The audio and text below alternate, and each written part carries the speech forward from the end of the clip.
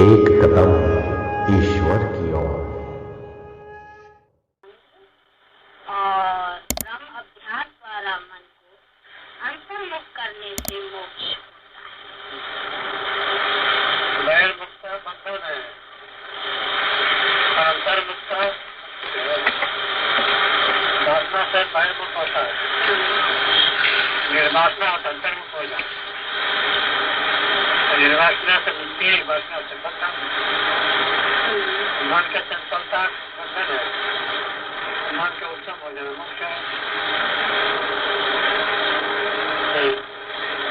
इसका मतलब है जो हम अंतर्मुख नहीं होते तो वासना से बहिर्मुख होंगे, निर्वासनिक होंगे। बाहर के बच्चों में राग है, अंतर्मुख कैसे होगा? अच्छा, राग से बहिर्मुखता होती है और वैराग अंतर्मुखता होता है। वैराग वाला अंतर्मुख है, राग से राग वाला जहाँ जहाँ राग है वहाँ बन जाता है, जहाँ राग नहीं होने जाता।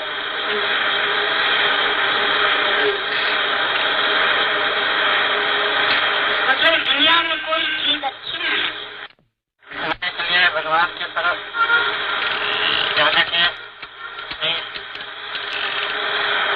सब मिलकर भगवान की प्रार्थना करें तो सब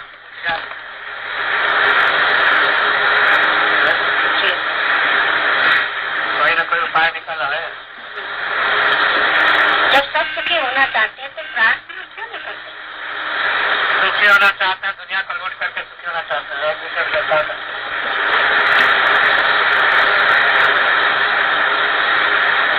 भोग जो है प्रारंभ से मिलता है,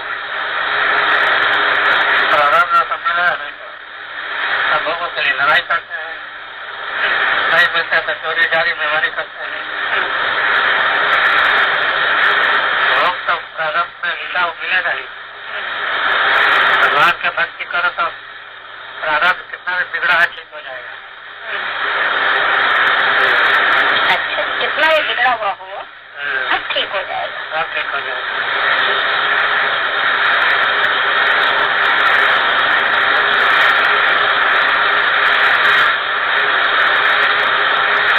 चित्त की मलिनतापन और सब युक्तियों के द्वारा शुद्ध हुआ मन मोक्ष का कारण है।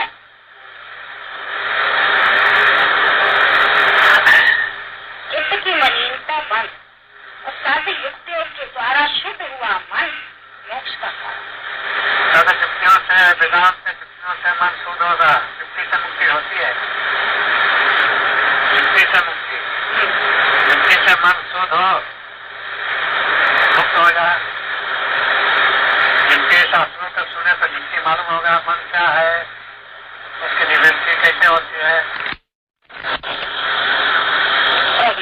एड़ी से चोटी तक तो वासनाएं भरी पड़ी हैं, ऐसे ऐसे निकलेंगे। एड़ी से चोटी तक छोड़ दो, इसको अपना न मानो। भरी पड़ी है तो छोड़ दो इनको, वासना से मुक्त हो गया। इनको अपना ना माने। है भी नहीं। वास्तव में हमारा सबका शरीर प्रवृत्ति निर्वासनिक है, तो हमने ये वासना कहाँ से आ गई इतनी सारी? वासना शरीर का मान लिया तो वासना आ गई, शरीर को छोड़ तो स्वरूप में जा तो कोई वासना नहीं। तो सारा झगड़ा शरीर को लेके होता है। शरीर सब पापों का मूल है, शरीर जो सब पापों का मूल, सबसे बड़ा पाप है ये शरीर को अपना मानना।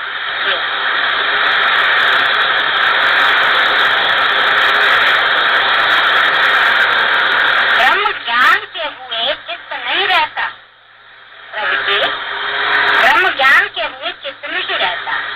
जिसको कल्याण की इच्छा हो वह वैराग्य अभ्यास के द्वारा चित्त को वश करके मोक्ष का भागी बने। वैराग और अभ्यास करे, संसार से वैराग करे और परमात्मा का अभ्यास करे, संसार से मुक्ति हो।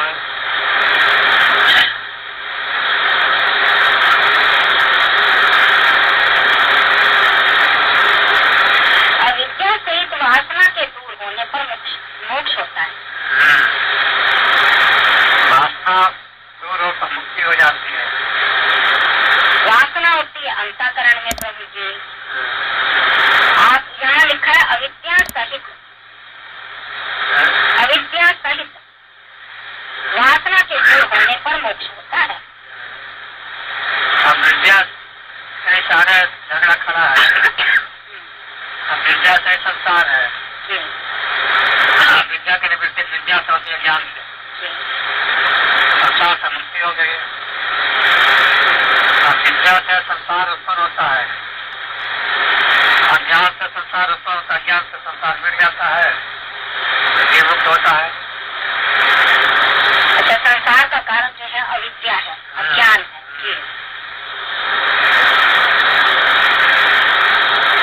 और जब तक ये वासना विपर्य है तभी तक बंद है। जब तक ये वासना विपर्य है तभी तक बंद है, ब्रह्म ज्ञान से मुक्ति होती है। विपर्य है? हाँ, विपर्य। ये वासना विपर्य है। विपर्य कहते हैं उल्टा, संसार की वासना। संसार की वासना विपर्य वासना है। अब मुक्ति की वासना जो है विपर्य वासना है। मुक्ति की तो इच्छा नहीं, भोगों की इच्छा है, इसीलिए बंधन में है। मुक्ति की इच्छा करें तो सब वासनाएं निकल जाएगी और ये मुक्त भी हो जाएगा। संसार की वासनाएं जो विपर्य उल्टा है, उल्टा है, अज्ञान है। विपर्य अज्ञान का, अज्ञान से संसार में परिवर्तित है। ज्ञान मीठे तो भगवान और ज्ञान से संसार को सच्चा मान के उसकी इच्छा कर रहा है। अनुचित प्रवृत्ति और संसारिक वासना सब अनर्थों का कारण है। हाँ, अनुचित वासना और अनुचित प्रवृत्ति और संसारिक वासना। अनुचित प्रवृत्ति मैंने निषेध कर्म। अच्छा, निषेध कर्म, चोरी जारी बेईमानी, ये अनुचित कर्म है। और जो जिनका निर्वाह चर्या किया जाता है उसका निर्दलीय नहीं होना चाहिए, न्याय युक्त होना चाहिए। अच्छा, वो भी न्याय युक्त हो।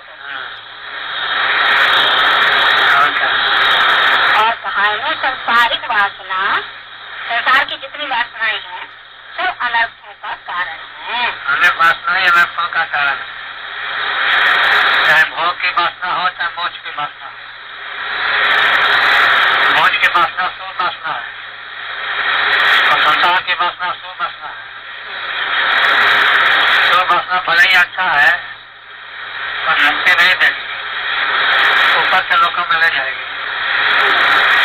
और अशुभ वासना संसार में नरक में डालेगी।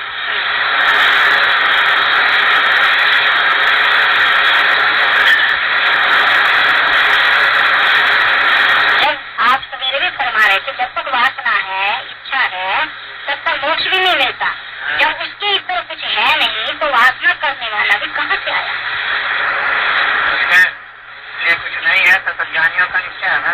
हाँ, ज्ञानियों के दृष्टि में दूसरा रहता ही नहीं, उसके अंदर वासना भी कोई नहीं। अज्ञानियों के तो अनंत वस्तु दिख रही है, व्यक्ति दिख रहे हैं, वासना से दिख रहे हैं। वासना ही संसार है,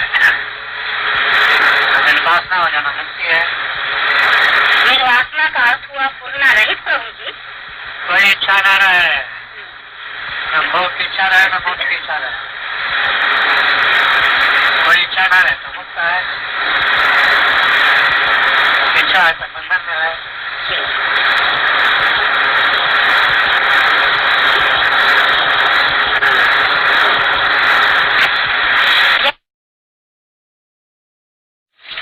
नहीं, अपने से दुख नहीं होता, अपने से दुख दुख देर से होता है। हाँ, सब अपना ही है, कोई है ही नहीं तो दुख कौन देगा? हाँ, पता है जब लगा मेरी हस्ती का मुझको सिवा मेरे अपनी कहीं कुछ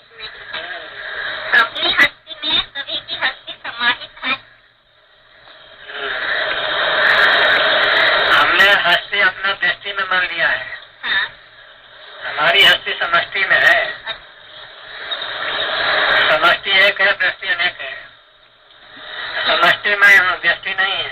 हाँ, व्यष्टि समष्टि सब मैं ही हूँ। सपने के व्यष्टि, सपने के समष्टि कोई सभी होते हैं। हाँ? सब एक ही होता है। मैं स्वामी हमें दूसरा कोई नहीं।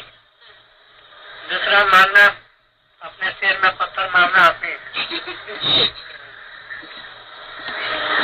और माने बगैर रह नहीं सकती, फिर दुख नहीं के मानता, आते हैं अपने सिर में कोई आपने पत्थर मारा तो उसका क्या इलाज है? क्या इलाज? कौन सी आदत? तो ब्रह्मा विष्णु महेश भी नहीं सुना सकते। ब्रह्मा विष्णु महेश में हमारे सब भिन्न नहीं है। हाँ, कोई हमारे सब भिन्न नहीं है। हाँ, मेरा ही संकल्प है, इसलिए सब मैं ही हूँ। हाँ, मेरे सिवा कोई नहीं है। अपने में शांति है तो एक से ज्यादा है, वहाँ शांति है।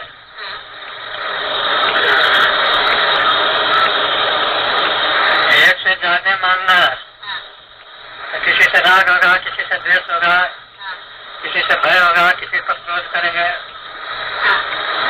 एक में नहीं होता, एक में कोई विकार नहीं होता। हाँ, एक में न प्रेम होता है न तिरस्कार होता है, कोई विकार नहीं होता।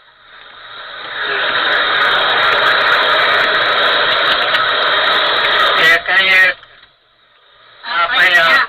किसकी माला, किसका जाप, हाँ, सारे को फेंक दो। साधन भजन कुछ जरूरी नहीं है। सब साधनों का फल यही है। अच्छा, अगर इसमें स्थिति हो जाए साधनों का फल यही है। एक बिना दूजा ना जानी। नानक बोले अमृत ये अमृत वाणी है। एक के सिवा दूसरा देखना, हाँ, दुख मोल लेना है। अच्छा। एक के सिवा दूसरा देखना, द्वैत मानने वाले सभी दुखी है। सभी, कोई नहीं कहेगा कि मेरे को कोई दुख नहीं है, ऐसा कहीं नहीं है। और दुख सुख के धक्के लगते रहते हैं, कभी दुख आया कभी सुख आया। हाँ, सदा दुखी रहता है ना, सदा सुखी रहता है। हाँ, दोनों धक्के लगते रहते हैं रोज। दिन भर में कितने सुख के धक्के लगते हैं। नहीं, एक क्षण में सुख दुख आते रहते हैं, कोई स्थायी नहीं है। दुख भी ऐसा नहीं है कि दुख ही दुख आए, इसमें सुख भी आ जाता है, दुख में पलट जाता है, दुख आता है, सुख में पलट जाता है। दुख दुख ही है। थोड़ा दुख कम हो गया तो उसको सुख मान लिया। ये आपकी ये व्याख्या बड़ी सुंदर है। थोड़ा बढ़ गया तो ज्यादा दुखी हो गए। थोड़ा दुख कम हो गया तो उसको सुख मान लिया, वास्तव में सुख कहीं नहीं है। एक आदमी का 50 रुपया खो गया तो दुखी है। 60 मिल गए, 60 मिल गया तो सुखी हो गया। और तीसरे को 70 मिल गया तो फिर दुखी हो गया। तो 70 क्या मिला? तो मन के कल्प नहीं है ना। 50 खो गया तो दुखी, 60 मिल गया तो सुखी, और तीसरे के साथ 70 मिल गया तो और दुखी हो गया, और 60 का सुख जाए फिर दुख में बदल गया। बस ऐसे ही होता सुख दुख। तो सुख दुख जो है सापेक्ष है, स्वतंत्र नहीं है। न सुख है न दुख है। हाँ, सब द्वैत में सुख दुख होता है। और द्वैत में न सुख है न दुख है, एक रस है। उसी को समता, उसी को ब्रह्म कहा। समता ही ब्रह्म है। एक में समता होती है, एक से ज्यादा में विषमता। दो है तो किसी को अच्छा कहा तो दूसरा बुरा भी हो गया। दोनों एक में न अच्छा है न बुरा है। हाँ, दो में रहेगा तो एक अच्छा बुरा रहेगा ही। मैंने कोई भी कल्पना ही नहीं रहती ना एक में, तो कल्पना ही दुख देती है, चाहे अच्छी की हो चाहे बुरे की हो।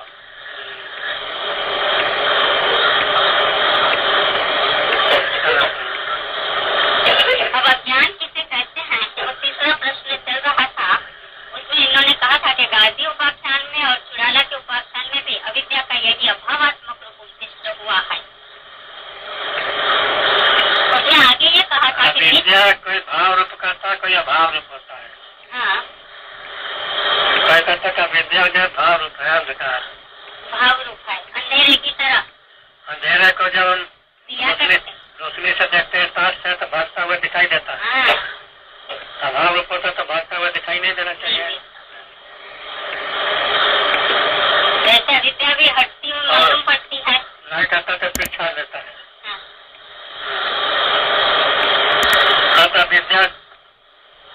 अविद्या कल्पित है, न भाव रूप है, न भाव रूप है। कल्पित चीज नशे में सांप जो है, न भाव रूप है, न भाव रूप तो है नहीं। भाव हम भाई फर्क कल्पना करें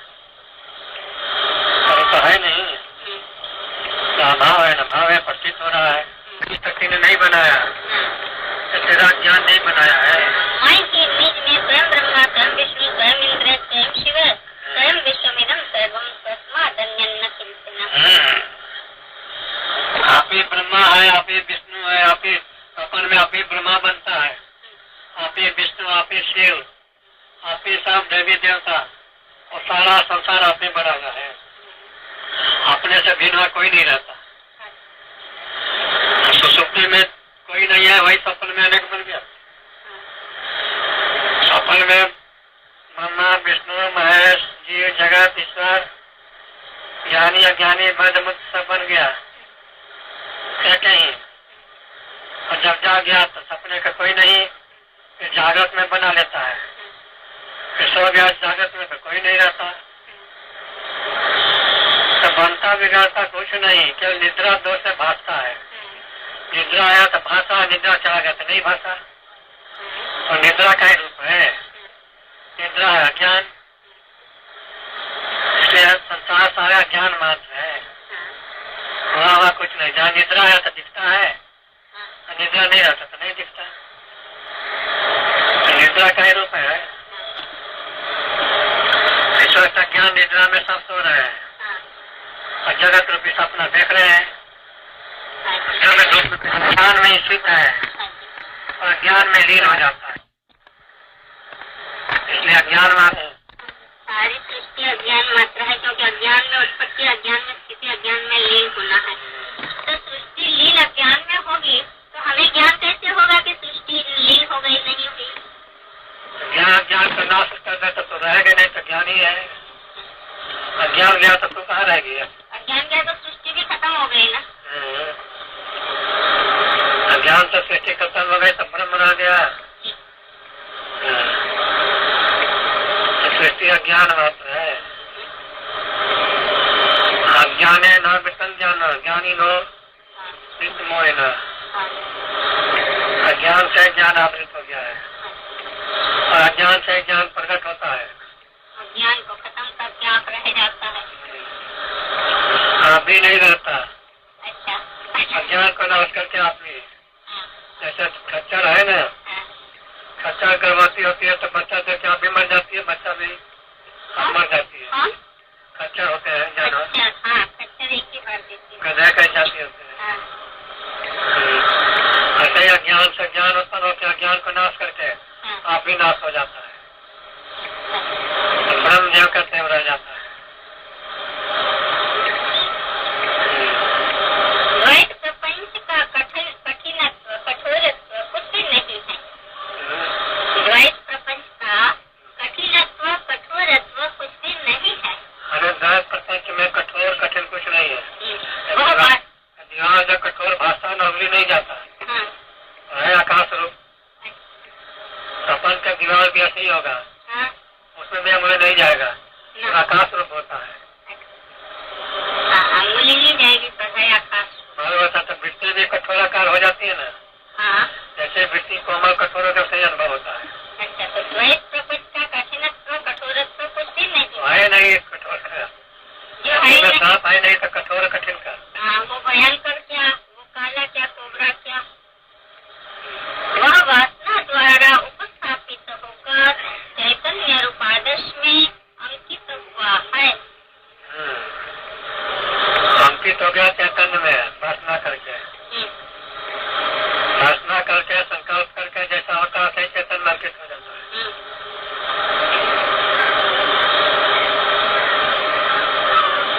वह वासना द्वारा उपस्थापित होकर चैतन्य रूपादर्श में अंकित हुआ है। वासना करके भासता है, जहाँ वासना नहीं है वह संसार नहीं भासता। तो सुक्ति में वासना नहीं है, क्योंकि वह अंतःकरण नहीं है, अंतःकरण में वासना होता है। तो सुक्ति में अंतःकरण अज्ञान में लीन हो जाता है, तो सारे संसार वासना सहित लीन हो गया है। वासना है, न संसार है, सबके में शांति का अनुभव होता है। जहाँ वासना है, संसार है, वही अशांति है। वासना संसार अंतःकरण में होता है। सारा संसार अंतःकरण में है। इतना लंबा चौड़े का संसार करोड़ों मील लंबा दिखता है, करोड़ों कल्पों वाला दिखता है, सब अंगूठ प्रमाण अंतःकरण में है। अंतःकरण में सारी स्थिति उत्पन्न होती है, स्थित होती है, आंखें नहीं होती है। अपन सृष्टि मन में उत्पन्न होता है, मन में स्थित रहता है, जागृत में मन में लीन हो जाता है। ऐसे ही जागृत स्थिति भी मन से उत्पन्न होता है, मन में स्थित मन में लीन होता है। मन ही जागता तो सृष्टि उत्पन्न हो जाता है, जब सोता तो सृष्टि का प्रलय हो जाता है। सब मनोमहत्व है।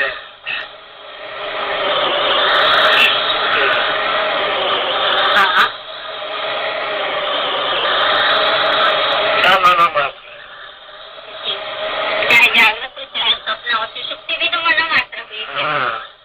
मन हमारे अंदर है, सारी अवस्थाएं हमारे अंदर है, आती है बाहर। सारे संसार हमारे अंदर है, सारे अवतार हमारे अंदर, सारे देवता हमारे अंदर। हम किसके अंदर? हम किसके अंदर? हम किसी के अंदर नहीं, सब हमारे अंदर। हमारे से आगे पीछे कोई है ही नहीं जिसके अंदर हम अंतिम शक्ति है, फिर अंतिम सत्ता है। हम आत्मा है, शरीर संसार सब आत्मा के अंदर है। आत्मा के अंदर वह वासना द्वारा शरीर में भी सब है। कौन वाला सुनाए? विद्या सब अवतार अंतःकरण में होता है। मुझे वो शरीर में है कहने का मतलब ये है कि हमें शरीर दिखता है और अंतःकरण शरीर का आधार लेके ही रहा है। तो शरीर में ही है। तो शरीर में ही सब कुछ। जब शरीर को देखता हूँ तो संसार को देखता हूँ, मन को देखता हूँ तो सारा और मन दिखता है। एक ही अनेकों के बहुत रहा है, वस्तु से एक इंद्रियों के द्वारा अनेकों के दिखता है। जब अपने शरीर को देखता है तो और शरीर दिखते हैं, अपने मन को देखते हैं तो और मन दिखते हैं, अपने इंद्रियों को देखते हैं तो और इंद्रिय दिखते हैं। अपने को नहीं दिखता तो कोई नहीं दिखता। सब अपने का भीन है, फिर कोई नहीं। सब हाथ मेरा, सब पैर मेरा, कान मेरा, सब मुंह से बड़े खबर हो रहा है, सब मुंह से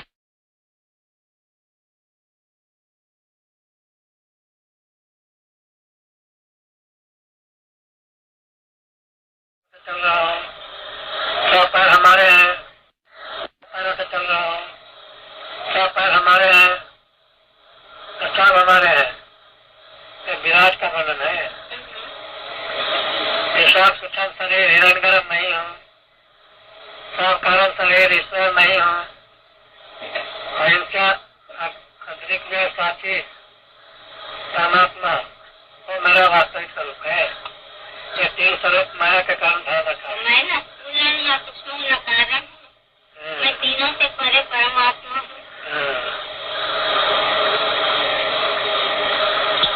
सूक्ष्म कारण में आके मैं ही खेल कर रहा हूँ, यही सिद्ध कर रहे ना। मैं ही नीत में आके ये सारा कर रहा हूँ। वास्तव में मैं से संसार उत्पन्न होता है, मैं स्थित होता है और मैं लीन होता है। बस मैं के सिवा और कोई नहीं है।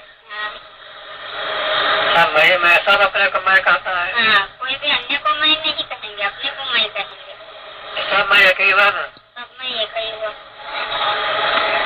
सब अपने को मैं दूसरे को तू कहता है। सबका मैं एक ही हुआ तो सबका शरीर भी एक ही हुआ, सबका सब कुछ एक ही का है। कहीं एक रहा, सब रहा भी नहीं वहाँ, सब शब्द सहित सब खत्म हो गया। समस्त प्रपंच इस प्रकार अभाव एवं शून्य गर्भ है।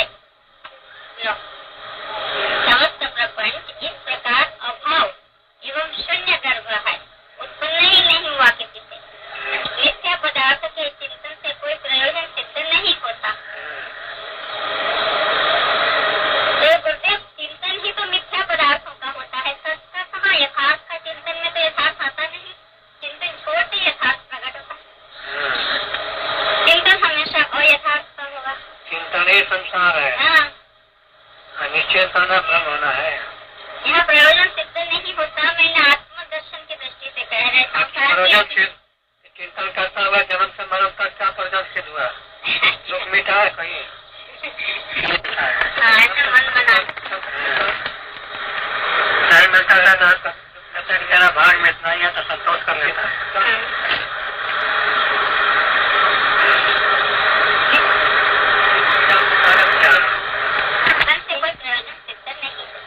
ऐसा समझ लेने पर अनात्म वासना शिथिल होती है और आत्मस्वरूप का अवधारण होने लगता है।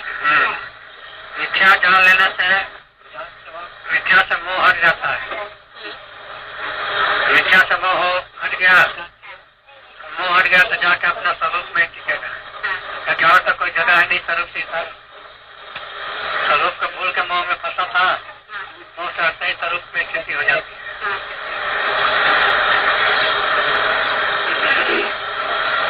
मोह के कारण स्वरूप से हटा था। मोह वासना शिथिल हुई तो प्रकट हुआ, स्वरूप का अवधारण होने लगता है। परिणाम स्वरूप अनवधारण निवृत्त हो जाता है और आत्म स्वरूप में स्थिति होती है एवं समस्त जगत सदा के लिए विलीन हो जाता है। सदा के लिए विलीन हो जाता है, रहता ही नहीं, विलीन था हुआ। रस्सी के ज्ञान होने से सांप रहता ही नहीं, विलीन कहाँ होगा और था कहाँ? ज्ञान के बना हुआ ज्ञान गया हो गया सांप, और तो था ही नहीं। अज्ञान के कारण प्रतीत हो रहा था। रस्सी था तो रस्सी सांप तो था नहीं। रस्सी सांप अगर हाथ रहता, रस्सी का ज्ञान रहता, सांप रहता ही नहीं। चाहे रस्सी रुपये हो गया, रस्सी में विलीन हो गया। एक ही चीज अज्ञान से दो तरह का भासता है। रस्सी अज्ञान से सांप दिखता है, ज्ञान होने पर रस्सी ज्ञान रहता ही नहीं। अज्ञान ने दो रूप बना दिया, ज्ञाता और ज्ञेय। ज्ञान होता तो न ज्ञाता रहता न ज्ञेय होता है, रहता है।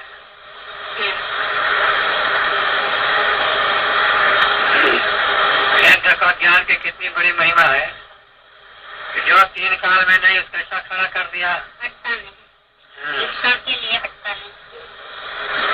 ब्रह्म जो सदा है वो अज्ञान ने उसका छिपा दिया। अज्ञान से वो भी दब गया।